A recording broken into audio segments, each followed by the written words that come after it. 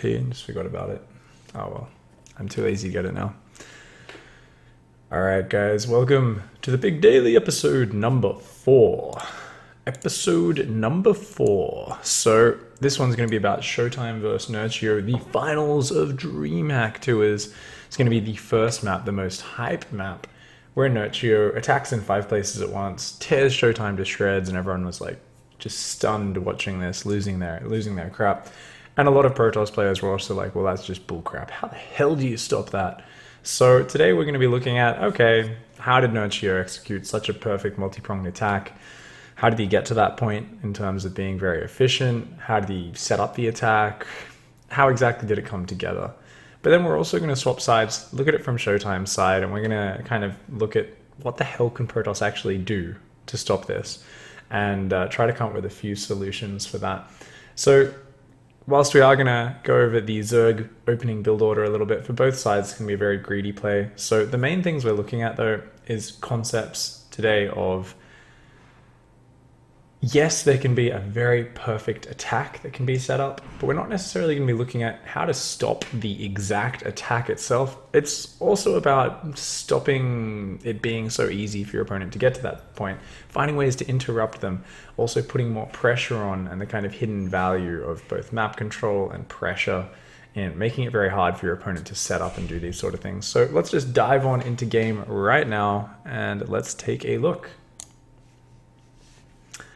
Alright, so here we are. It is Dusk Towers. We're just on Nerchio's camera for the moment. So a few points we're going to be going over from Nerchio's side first of all. Well, let's just show, you know, the rough opening build order at the beginning, as we like to do. There you go, on the left hand side of the screen. You can see it's on a nice dark background. A little bit of a more detailed build this time. It's very adjustable and very adaptable based on the situation. So we'll talk you guys through this, but as we see, it's basically just a hatch gas pool into a third hatch, get some extra queens to help deal with stuff, and then he just skips all defense, all roach horns and banelings, anything like that, just goes straight to lair hydras. Doesn't take any real damage other than losing drones to phoenixes, and then just goes straight into a huge attack off just 3 base saturation and the gas on his 4th base. So let's look at how he actually does it. So first of all, opening up with that hatch first. He's then going to be going for a gas and a pool. Now we saw Nerchio favor this opening. Exceptionally safe. Doesn't want to be getting caught off guard by any surprise 2-gate opening going, say, 3 hatch before pool. But at the same time, interestingly, Nerchio, being one to create his own meta, his own builds, isn't one to follow the crowd. We see him starting up his 2 queens now as well. Not going for that 3rd hatchery before queens, which is so popular. That build can be slightly more efficient, but this build is easier to execute. To see Nerchio doing it at such a high level in a tournament, doing it so efficiently, really gives me confidence in the fact that I normally tell players... Sorry, I just realized the sound was off. I normally tell players, look, if you want to play a safe opening, this is probably the one to do. If you're not a pro gamer, doing those fancy hatch gas pool and then a 3rd hatch before your queens, and then you're kind of like squeezing in queens at these very exact timings, but if an adept shows up, you're kind of like, ugh!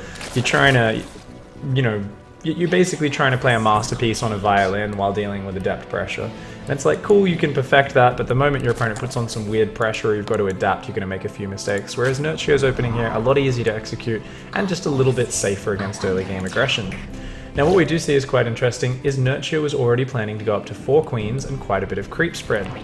We see he's already adding 2 queens right after he gets up to his initial 2, and immediately drops 2 creep tumors after his first 2 injects. So really wants to get that creep spread going. He has set up his overlords. He had 1 over here and 1 over here. And upon seeing the Phoenix come out and snipe his overlord on the right, he's basically just going to say, well, this one's dead as well. Might as well go in and see if we see anything. In terms of scouting, yeah, Nerchio is a bit blocked out, but he knows it's Stargate, which is already something which isn't very aggressive normally. The only thing a Zerg player has to worry about off a Stargate opening, sorry guys, let me get that build order off the screen. The only thing a Zerg player has to worry about off a Stargate is a big adept attack coming, where if you go roaches, the phoenixes are picking up your roaches one at a time, and at the same time the adepts are just killing everything else. However, if Protoss goes for a 3rd base at a very early timing, very regular timing, which Nerchio is kind of assuming because he's seen this double pylon set up down here so early. He's not even going up to check because he feels very confident that he knows that's what Showtime's doing. But, I mean, look at this. The Nexus started before 4 minutes, so that's like a 3 minutes 50 Nexus. He knows, okay, you've gone Phoenix, you've gone a 3 minutes 50 Nexus. While it's still technically possible for Showtime to hit a big Adept attack, it would be super all in, and it would be quite delayed. So Nerchio feels comfortable just massing up drones. Only 3 Zerglings to see if anything moves out. Otherwise, he's only worrying about the Phoenix and completely ignoring everything else. If I was coaching someone who is a regular ladder player, not a pro gamer, I'd say you probably want to have about 10, 15 Zerglings out at this point at least.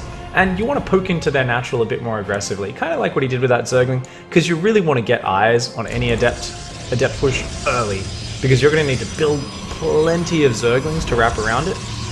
That being said, because Nerchio has skipped a Roach Warren, he's skipped a Baneling Nest, if something comes out like 10 or more Adepts and they've got the Adept attack speed upgrade, the Glaives, he's just dead. Like, he's not necessarily dead, but he's going to take so much damage. There's no way the Hydra Den's done in time. Plus, hey, Hydras suck against Phoenixes and Adepts until they get up into a big ball of Hydralisks.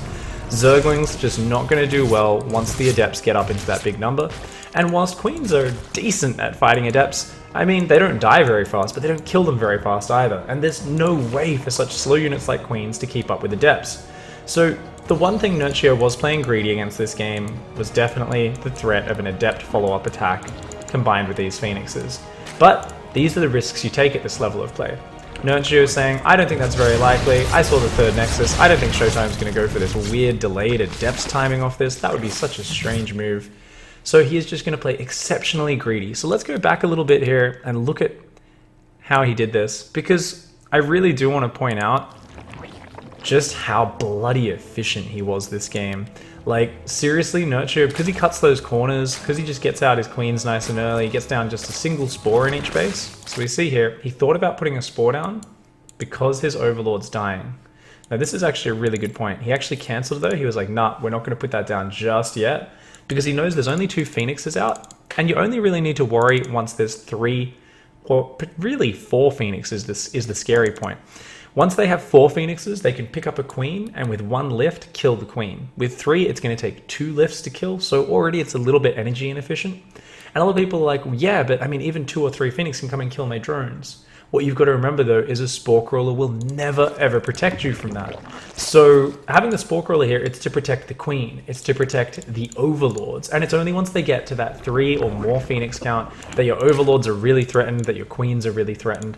So we see here Nerchio sees, okay, there's 2 Phoenix, they've been there shooting that Overlord for a while. As that Overlord dies, he drops his Spore Crawlers. And being the awesome badass pro gamer that he is, skips the Spore in the back temporarily, saying the Phoenix aren't going to come straight through to the back base, and he drops it down just now as the Phoenixes arrive.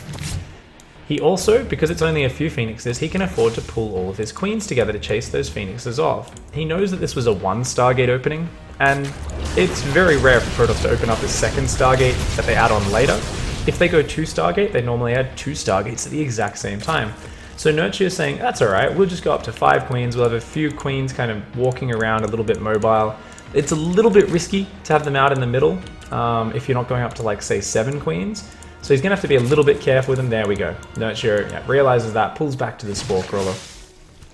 But really Nerchio, he skipped the Roach Warren, he's skipped the Baneling Nest, he's just adding all of his gas geysers now. He was on 1 gas for a long time. He added the 2nd gas a little bit later, but other than that, he's waited until all 3 of his mineral lines are fully saturated on minerals. So only after he hit 16 drones on all 3 bases did he add his last 4 gas geysers, and that has also allowed him to grab a very early 4th hatchery. So Nerchio is saying, I don't need tech out very early, I just need to build my economy. And what you'll notice is if you build your minerals that hard, that early on, you're actually going to be able to add all your later gases earlier because you've just got that bigger income to work off. And 2 minutes down the line, you're actually going to have more tech than you would have had if you grabbed the gas sooner. So you're actually going to catch up in that big gas-heavy army and overtake where you otherwise would have been. So Nerchio gets right up to this 68 drone point, basically 3 bases fully saturated. And then he builds Hydralisks. He wants to build a pack of Hydras to protect from the Phoenixes. defend the 4th, and then just drone the gas geysers on this 4th. He really wants to get that gas up. He wants to be going for drops, a nydus worm, and lurkers and hydras with this. That's a very expensive army. So he's saying to himself, you just need the gas on the 4th. That's very standard for ZvP. I mean, you're always going for quite gas-intensive units. So he's just going to go for that. And he's done it completely unmolested. The Phoenixes have killed how many drones? 13 drones. That's actually completely expected at this point. These Phoenixes cost a lot of money. I can tell you they cost a lot more than 13 drones. Nerchio has just set up very, very well. On the other side of the map, of course, Showtime's building up very efficiently also. Showtime had almost no units because he saw that Nerchio was also being greedy until he started building up his immortals. So this is very much a defender versus defender game until a few seconds from now. And here's where Nerchio starts to do something really clever. He starts to split up his Hydralisks. How many times have you been in a game or seen a game where the Zerg just runs around with his ball of Hydras trying in vain to keep up with these hyper-mobile Phoenixes? We see here Nerchio is smart enough to split them up because he's got to stop that nydus worm being spotted. Now there is actually a gap here where Showtime may have been able to fly in, but he's going to be deflected. A second Spore Crawler is in the back now. And we see here, he's just going to keep coming in, trying to grab some drones, but his scouting is suddenly denied. All he knows is that there's Hydras in a 4th base. But Nerchio is so on top of zoning him out at this point. Showtime's going to try and fly away, and look at this Nerchio trying to corner those Phoenixes. He's just going to put these Hydras right up against the edge, these Hydras ready to try and catch these Phoenixes as they escape. And we are going to see in just a moment, Showtime's going to try and fly those Phoenixes off. And they're going to start getting caught. So he comes in here, does actually manage to avoid them being caught initially. Just picks up a few Hydralisks, still sees non-stop Hydraling, and Showtime's really just thinking about the frontal attack. Finally that trap comes in, and we see 2 of the Phoenixes go down. Suddenly, Showtime's ability to pick off reinforcements to being annoying with these Phoenixes is almost completely gone. And we see here Nerchio going up and very ballsy, morphing his lurkers in the middle of the map. In hindsight, this is one of the fragile moments in Nerchio's play. Look at the supply, 166 to 188. We have 9 Immortals, 4 Archons, and 12 Charge Lots. That is a scary army. There's Guardian Shields in there as well. That, I gotta say, is a lot more powerful than the Zerg army right now, which even if these weren't morphed to Lurkers, would be 22 Hydralisks and 36 Zerglings. That's nothing. That's nothing. That's nothing, Todd, compared to the Immortals and Archons. So, realistically, if Showtime pushed now, even with as efficient and greedy as Nerchio's been, it would actually be like a very, very hard fight for Nerchio. But what he's banking on is Showtime being in this defensive mindset. He knows that Showtime thinks, I can just defend. I'll always take a more efficient fight just defending you, getting the concave, getting the flank on the lurkers. I just want to defend this 4th base, and over time, there's no way you're going to keep up with me. But that gives Nerchio time. So this is where Nerchio is able to build his lurkers in the middle of the map. So greedy. Like, if Protoss pounced on that, he'd just be screwed. Luckily, Protoss didn't see it. And here's where we start to see things get set up really beautifully. 3 drop overlords. So 8 Hydralisks and 2 lurkers. That's a very powerful drop. Keep in mind, a Hydralisk is basically a stimmed marine when it comes to dropping. So dropping out 8 Hydras does the damage output of, 8 stimmed marines. Yeah, that's pretty accurate actually. Maybe slightly more. But they've got a bit more hit points as well. And most importantly, they're a little bit more expendable. Like losing an overlord, not as important as losing a medevac. You don't need to babysit them as much. Lurkers as well. Keep in mind, Protoss needs detection absolutely everywhere. Now, Protoss is so used to the Zerg army just pushing in one direction, all the lurkers in a clump. Check this out, Oracle for detection. Yeah, he's got an Observer, but that Observer might get sniped. Oracle. So he comes up, tags all the lurkers, sets up a flank of charge lots, comes in with all of the Immortals. None of the Immortals die, the Zerg army dies. Showtime smiles, high-fives himself, walks out of the room smiling. But this time around, we're going to see Nerchio abuse the fact that Showtime really is so focused on just defending this front. He's going to drop there. Where the hell's detection? How is he going to detect those lurkers? Not only that, we've got the nydus worm. And at this point, or very soon, we are going to see Nerchio change his rally point onto that nydus worm. So he'll say, this is my frontal army, that's my drop army, and everything I'm building is going to be reinforcing straight into the nydus to drop into the back. So let's take a look at this from Nerchio's camera. This is something you don't get to watch when you watch the tournament. So, just on the normal game speed, here we go. Splitting off his Zerglings. Nerchio, very good at manually controlling. He does have these Zerglings, excuse me, these Zerglings on a hotkey. He also has his Lurkers on a hotkey. Everything else is unhotkeyed. So these Zerglings, down here, he's going to go strike the 4th. Look at this. Queued up attack move. Beautiful. These guys, he's manually controlling. This drop, queued up to drop, I believe. I think it's queued up to drop. This Overseer, it's got Overlord speed. It's diving into the back to spot for a nydus. Main army, gonna push towards the front. So back to Nerchio's camera. He just changed the rally point to the nydus worm. He's got those Zerglings in there. These Zerglings, he's trying to focus down probes. He wants to be more annoying with them. He's gonna get that drop going. That nydus worm's going down. He's adding a few more units in his production. He's gonna burrow those Lurkers. He's making sure those guys are loading into the nydus. And he did actually run his main Lurker army back and click that into the nydus. He's immediately throwing another nydus on the south side of the map, burrowing all those Lurkers in the main. These Hydras, he wasn't really watching them. They didn't do a lot. They all got kind of shreked by pylon cannon, but he can afford that because the other attacks are doing exceptionally well. Sees there's still army down there and cleverly pulls back from that bottom base. Already one Nexus down. Those Lurkers, he says, okay, let's move them forward, be a little bit more annoying with them. Unfortunately, one of them does go down, but the other one in such an annoying position. And Nerchio here, he's just killing so much stuff. And the thing is, there's still no answer, so he moves up.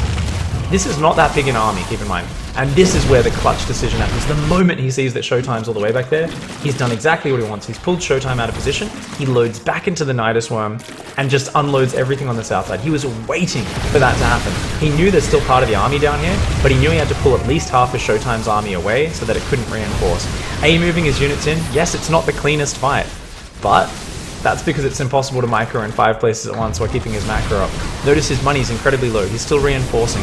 All he needs to do is get these lurkers in positions where Protoss has to attack into him, and suddenly Zerg's allowed to make some mistakes. Zerg's allowed to make a few errors, loading back up into that nydus and unloading here into the main. Unfortunately, Zerglings popping out first is a bit of an error. You never want Zerglings as the first unit loaded into the nydus, but with how many consecutive nyduses he's using, it's understandable if that happens. And he's just going to try and burrow heaps of lurkers up here in the main base. He knows he's killed 2 mining bases while he's still on 4, so even if he takes a bad trade here, it's going to be okay, because he can reinforce and Showtime can't. And considering he's got the lurkers burrowed, Protoss has to attack into him, we see it's not a bad trade, it's actually a fantastic trade. Micros his Hydralisks back on top of the lurkers, and Showtime just falls apart. And this is where every Protoss player was like, how the frack do you stop that? Every Zerg is like, that was beautiful. Let's watch that whole attack one more time. So it's from about 9 minutes 30. It's when he goes for it. Now, this is just so clever. How can Protoss possibly defend all bases at once, especially when Zerg can reposition so quickly? I mean, it's just madness. It's crazy. And look at this. If you think about it, it's just impossible or very, very hard for Protoss to appropriately respond. What is this? 30 Zerglings? 30 Zerglings, that's 15 supply of units. Guess what? 4 Immortals. That is the same supply as that many Zerglings. Honestly, 2 Archons could probably deal with this. Or especially if they're like in the mineral line or up against the pylons or something, like where there's only a full surface area. But Showtime is reacting to so many things at once. You know, your brain can't necessarily compute and just figure out the exact right amount of units to split in every direction. So he pulls back way too many units down here just for a few Zerglings. And this delays his pullback. So even though little Zerglings like this, it's the touches that Nerchio does that are so good. Seeing the army there, pulling the Zerglings back, forcing this army, rather than to just kill those Zerglings and then turn around 15 seconds ago, it chased further and then realized, oh shit, let's get back up there. These chargelets just running into their death because they're not on top of the nydus. You know, if they were there right when the lurkers were popping, they'd do great damage. And once again, the lings come back in, and his whole army turns around. His whole army just keeps turning around down here. And finally, after so long, in such a precious, valuable situation, the grand finals of this tournament. They're playing for like $40,000 first place or something like that, 35 grand, I think. It's the difference between about 15 and 35 grand, I think, first and second place. So it's a massive difference. Showtime finally responds by bringing enough of his army up to chase this out. And we see that if Showtime actually split like that instantly at the start, maybe things wouldn't have gotten quite as bad. Maybe this game wouldn't have been such a crushing. And that does leave him exposed down here though. He's got a lot of Immortals, but that's a lot of Zerg. The Lurkers repositioning like this is just so damn powerful. So this is just a fantastic attack for Nerchio. So what have been the key points to let him get to this position? The key points that let Nerchio get to this position were he was greedy. He played a greedy opening. Now, the thing is, Showtime also played a very economical opening, but Showtime had the Phoenixes scouting to know he was pretty much 100% safe. Showtime was, you know, much more in control in terms of knowing what was going on in the early game. He really knew he wasn't in trouble. Nerchio, on the other hand, did take a few risks early. And most importantly, he just played insanely efficiently from there. So, not only that, but it also was a great way to a few things that Showtime does. So let's talk about Showtime and his positioning. We'll go back and talk about his build order, but basically, like we said, he built almost no units early on. But what about when it actually comes to this situation? How do you defend this? The thing is, Nerchio is setting up the most technical attack you can possibly imagine. 4 prongs, no one can control that effectively. This relies on Showtime not being ready for it, and it relies on Nerchio being able to give 100% of his attention to microing those attacks, to setting those attacks up. Why is he able to do that? The reason is Showtime puts on 0 pressure this game. Other than the Phoenixes, Showtime is purely defensive. What Showtime chooses to do is just defend. We talked about it before. If he engaged on those Lurkers morphing, he wins the game. If he engaged even after those Lurkers finish morphing, he's going to force Nerchio back. If Nerchio split his army up into certain counterattacks and suddenly the Ultras, the Immortals and the Archons are on top of your Lurkers, like, what are you going to do? What are you going to possibly do as Nerchio? He needs his whole army together to beat this. Because remember, right before this assault starts, we're looking at a very similar supply from both sides. We're looking at an army supply that is almost identical. It's actually higher for Showtime at a lot of points here. It's only just as the attack starts that Nerchio overtakes in supply. But remember, Immortals and Archons are still better units. There's still much better units than Lurkers and Hydras. It's just if Lurkers can outposition the Immortals and Archons, get on those key areas where the Immortals and Archons aren't, that's when the Lurkers start to be cost efficient. So, number 1, pressure. What are a few options for pressure which Showtime could have mixed in this game? He focuses so much on his Immortals. He builds just a single Observer and then Immortals from his double Robo the moment they are done. Where's his other Robo? There it is. So he's got his 2 Robos. No Warp Prism. Absolutely no Spire from Nerchio. If you watch, for instance, Snoot do his kind of similar, his sort of Lurker pushes on Endion, for instance, he's always getting a Spire. He always needs to get a Spire and a few Middlisks out to stop the Warp Prism, because that Warp Prism can pull the Zerg's attention away so damn well. In this situation, Showtime never has that. He never has a proxy pylon or gateway out on the map. There's nothing going on except that early Phoenix harass. A Warp Prism coming in and harassing and forcing units home already is going to take away Nerchio's attention and make it almost impossible to hit with a full 4 prongs of his attack. Maybe he could hit with 3 prongs, but really 4 prongs while defending at home? No one can do that effectively. Imagine a Warp Prism comes in here, warps in 8 Zealots. This is going to buy Showtime a lot of time. It's going to put pressure on Nerchio, and it's also going to give more opportunities for Showtime to actually feel out what Nerchio is doing. Maybe he'll spot the Drop Overlords. Maybe he'll spot the Nydus Worm. There's always a chance when you force your opponent to defend that they have to show their hand, or you happen upon their hidden tech or their hidden plan. So that's one thing Showtime could have done. What's something else? Well, we talked before about just splitting his units up better, but even if you split up instantly, there's a few issues on this map. This 4th base location is one of them. It's a tricky situation Showtime finds himself in. If he takes this as his 4th base, this is so much closer. Look at this, right there. And a few other things he could do. Get rid of this pylon. Once you're at a certain point in the game, you may want to just get rid of this pylon and say, look, we just have to defend Linger Unbuys with, hey, these cannons we already have spread around our bases and adept warpins or charged up warpins plus the mothership core. The thing is, otherwise, Archons and Immortals have to work their way all the way around there, and it just takes them so much longer. If you cut that out, if you kill maybe even that gateway, suddenly from your 4th to your main, not so far. Instead, at the moment, it's that much longer. So we can see here that it really is a situation where it's very hard for Showtime to defend this 4th. It's so damn far away. However, why does he not want to take this 4th? Well, there's a bloody ledge above it. Lurkers up here can just set up, kill your probes. Hydras can run up, kill probes. And it can really slow down the Protoss economy. That being said, you'll still see a lot of Protoss players, especially on Korea, grab this 4th base because it is so much closer and it's so much easier to defend. Even though Lurkers can set up in annoying positions here, you can usually run a bunch of Immortals up, blast a few of them away, pull back. While your mining can be interrupted, very rarely can the base actually be sniped down. It's something where usually you'll find the Zerg starts pushing through here because he just can't fit his whole army in this direction. And he knows that the Protoss, if he takes too long trying to get on the Protoss 4th, the Protoss is going to get Storm out, man. He's going to add Storm to his Immortal Archon, and I tell you what, Lurker, Hydra, Ling gets so wrecked one-sidedly once you get to that point. So, a couple of small things to prepare for these sort of multi-prong options. If you do see mass Lurker, mass Hydras, mass Zerglings, taking down the buildings to actually clear a path, taking the closer 4th, I think, is actually something which is really definitely an option.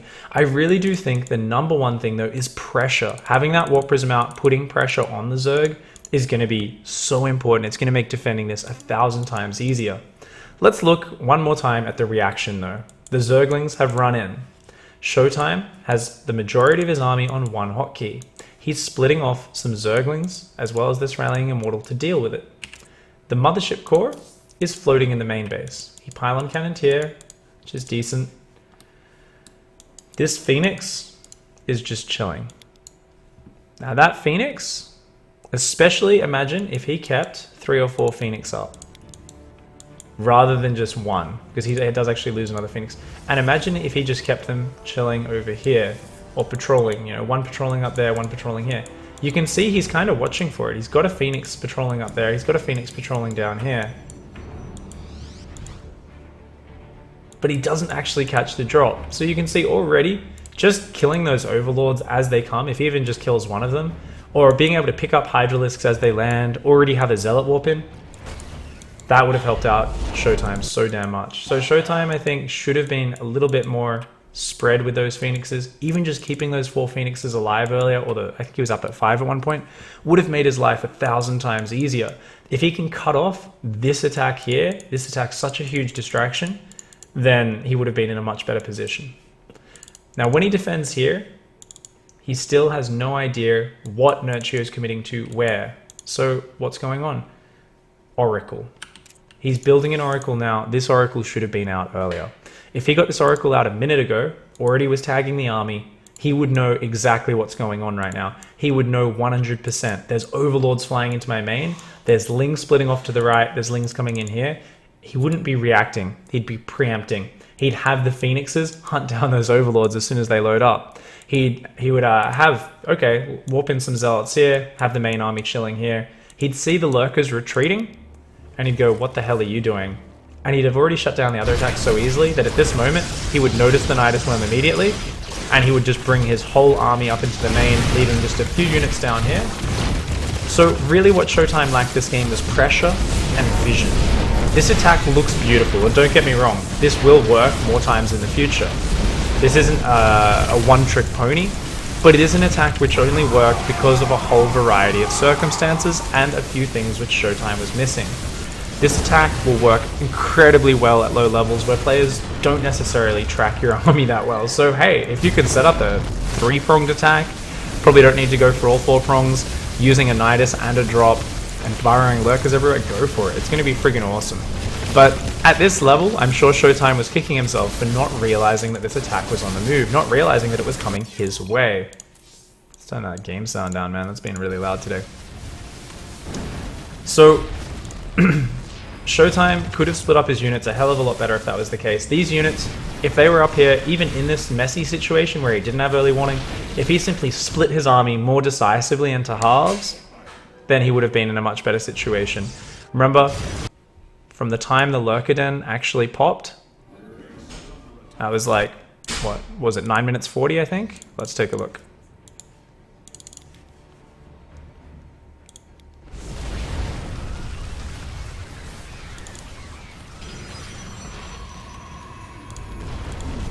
Nine minutes 42, the nydus pops.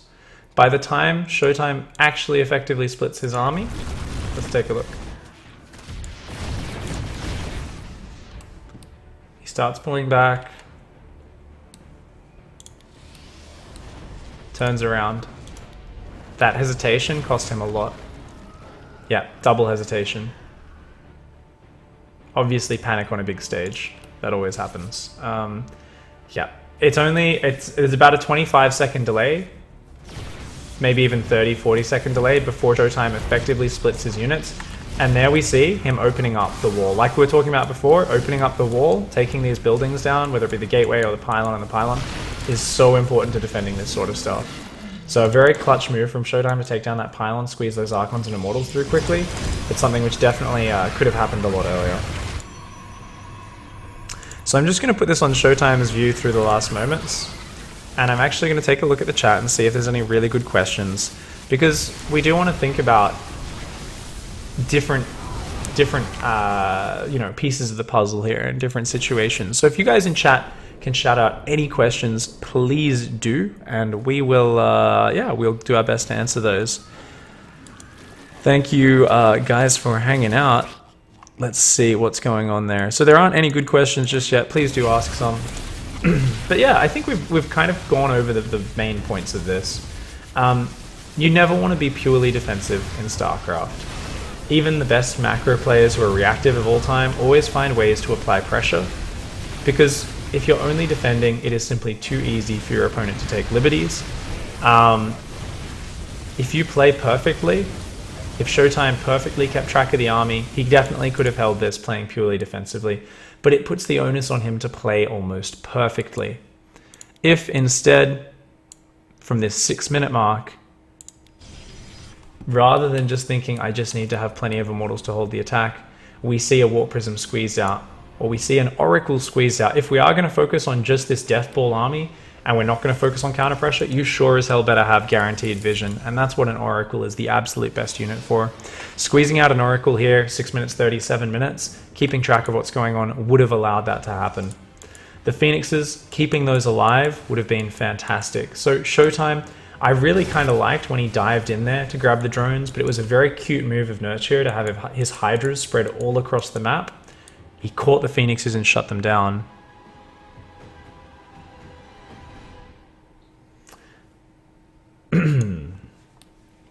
So people were asking, when Nerchio did this on the next map, what went wrong? I don't think Nerchio did this on the next map, actually. So I can't quite remember what exactly happened on the next map, but I remember that Showtime was simply on top of everything and just kind of shut him down really fast. He tried to do some small Hydra drops, but I believe it was Endion in map 2. And Showtime simply, like, there was no Nydus Worm, there was a bit of a drop, but Showtime reacted the instant the drop came in. Showtime just shut down the kind of counter aggression so damn early, and he did a fantastic job. He also put pressure on Nerchio before Nerchio could get there. So we're going to go through that game in just a little bit. So let's hop out of this one. This one's done. All right. So you know what? I was thinking, how long have we been doing this show for? It's been about half an hour. Let's look at that next game then. You know, that's actually a really good question. I wasn't going to do that as part of the show, but I'm thinking, why not? That's a good question. Why did it not work on Endion when he tried to drop? What went wrong in this game? What is the difference between those games? So we'll take a look at this one just quickly, and then we will finish up this episode because we don't want it to be too long. So let's spawn in here on Endion and take a look at it. See ya.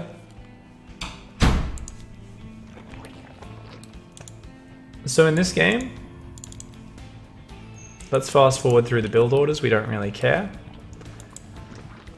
Hatch gas pool out of Nerchio is interesting.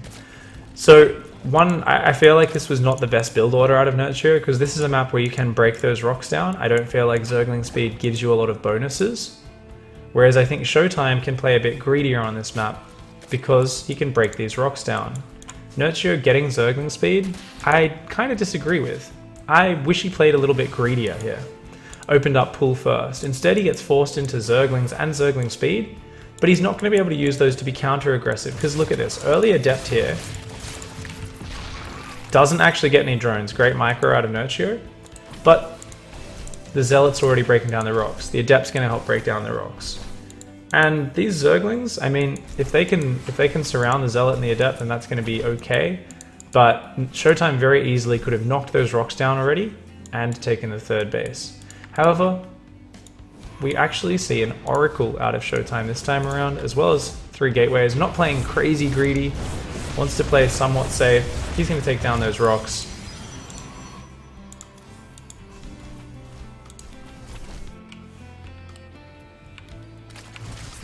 And the Oracle arrives, and Nerchio is completely unprepared.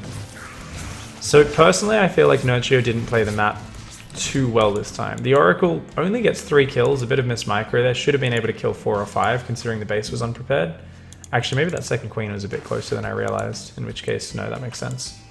So yeah, basically, Showtime doesn't go for the absolute fastest third, but Nerchio's got a Roach Warren. I guess the Roach Warren kind of makes sense if you're worried about a Warp Prism. The problem is Nerchio has no idea if that's coming or not, so even if a Warp Prism arrived, he'd only be building Roaches reactively.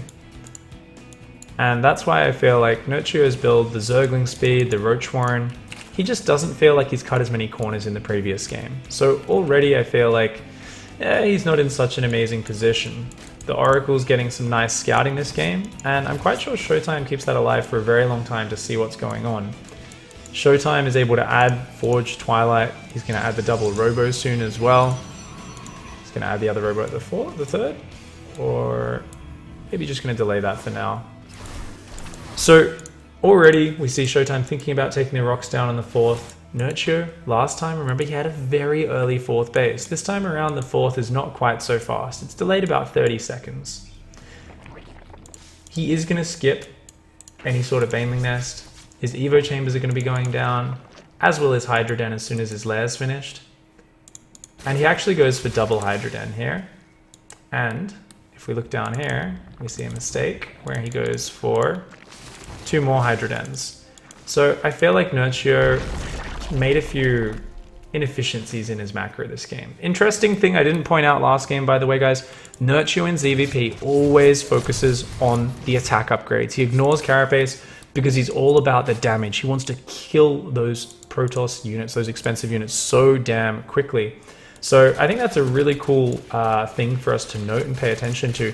He doesn't really care about the survivability of his units. It's all about getting through Protoss and doing the damage before the Protoss army kind of spirals out of control. But look at this. Already Nerchio pushing on the map. And yes, Showtime has not done a Warp Prism again, but he's already got Blink Up. He's already got this nice ball of sentries. And he's just saying, screw you, man. You're not building any Ravagers or any Roaches.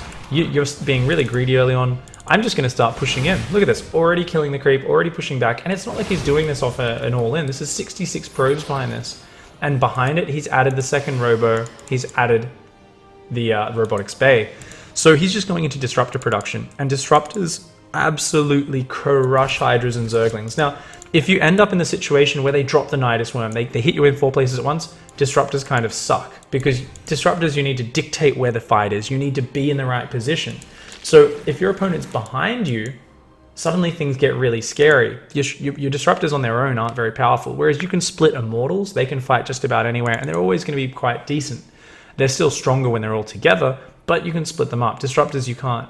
So this was actually a very scary point, where I was like, you know what, an 8 Hydra drop while his whole army's on the other side of the map, that could actually wreck him. This could be massive. So let's go back about 30 seconds, and let's see, does Showtime have any idea of this coming, or is Showtime just a god? I think Showtime's just a god. So he pushes forward there. Seriously, watch this. This is just ridiculous. So he comes in here, he's like doing a bit of harassment with his Oracle. It's like, okay, 5 drones, yep, that'll do. Army there. And then he just warps in Stalkers at his third base.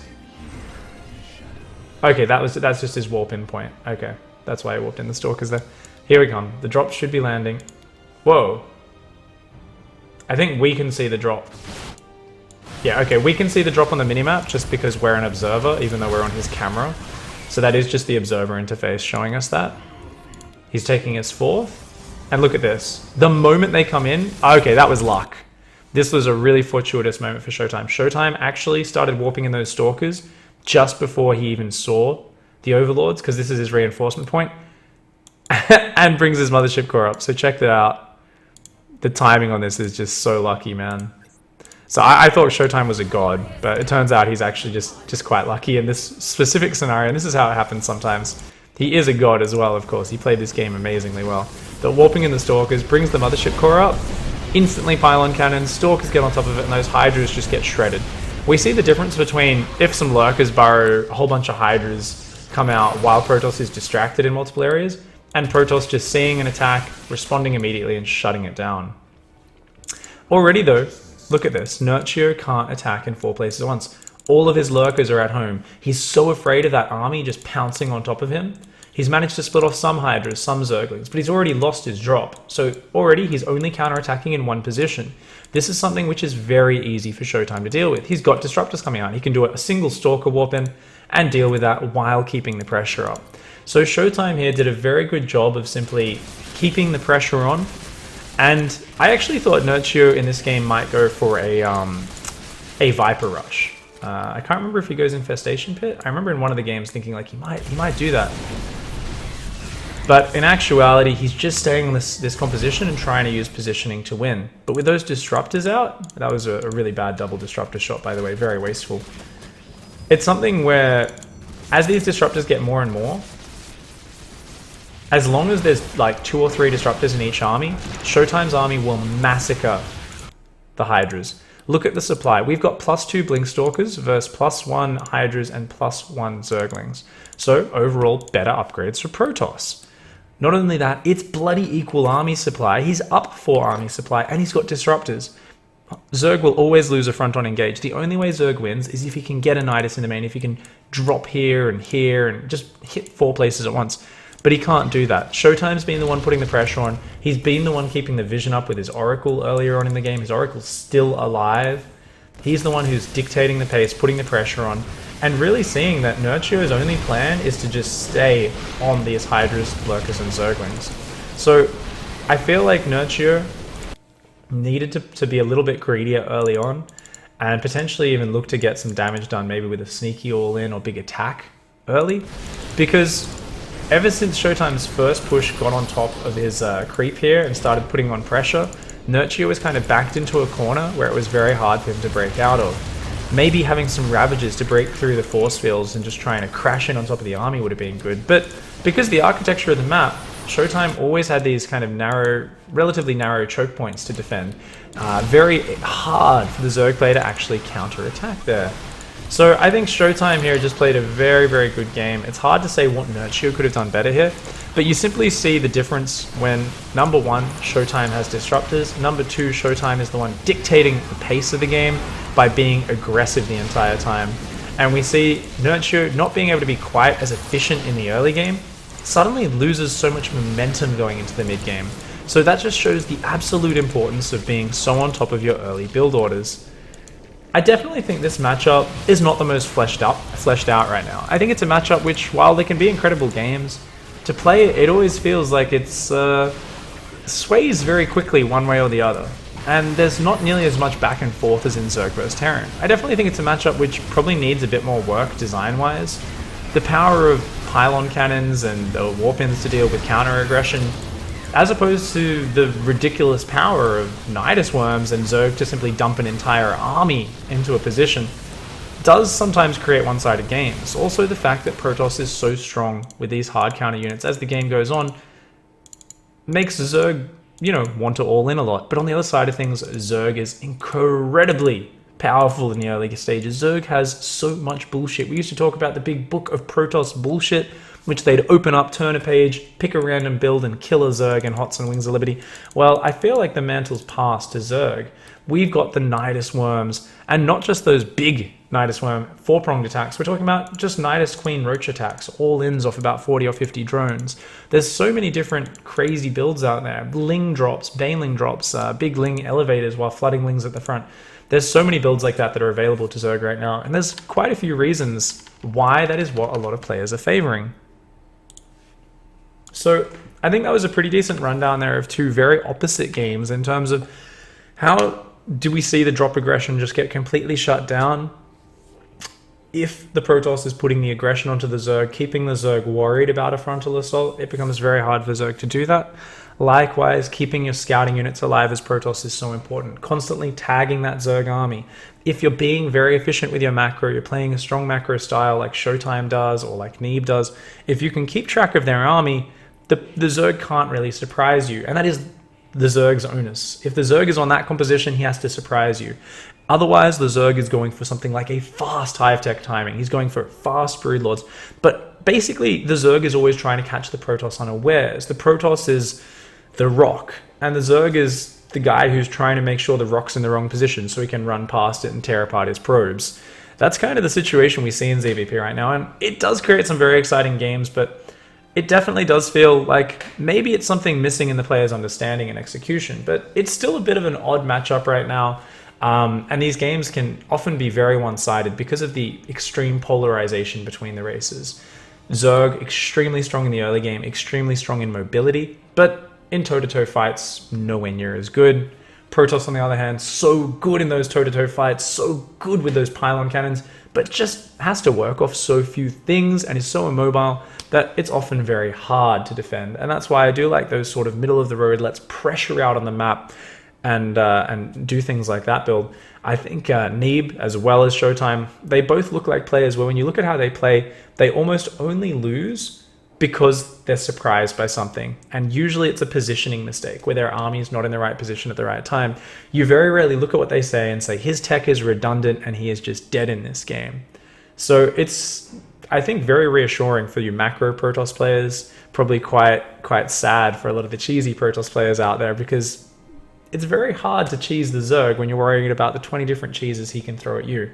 But that's ZvP right now, an absolutely stellar series from Showtime, and really showing amazing poise to come back from such a crushing game one. That's such a hopeless way to lose game one. You feel very hopeless after that, but he came back, showed a beautiful bunch of the next games, and ended up closing it out. So guys, that's going to be the end of the Pig Daily number 4. I'll just answer a few questions very quickly. Claustrophobic Man says, Pig, how much worse is this map for the drop strategy? Well, it's a little bit easier to get between your bases. However, the real thing which makes it strong there is the fact that normally on the south side of that map, remember there's that corridor, which in that game, Showtime was pushing through. Normally it's the Zerg pushing through there, because if they can set up on that ramp, the fourth base of Protoss is completely exposed. So it's normally all about the Zerg pushing down there with lurkers. So maybe not attacking every base in 4 different locations with speedlings running in, that's not really what you do here. But the power of pushing down there while doing small drops like that double Hydra drop, that is going to be very powerful. And that really was Nerchio's aim. Send the double Hydra drop from behind, pull Showtime back, push his lurkers up into a position where he can deny the fourth base, keep reinforcing that and trying to drop little bunches of units around to force damage, and that would have been very, very powerful. So any last questions we will take now. Let's see if there was anything there. All right. I think that's all the direct questions there. I'll answer a few more questions after this. All right, thank you guys who are watching on YouTube. That was Big Daily number 4. We'll be back tomorrow with another one. We may look at more games from this series. We may look at more games from one of the other series from DreamHack, WCS Spring Championship. Like, subscribe, whatever. Share the video. Thanks a lot, guys.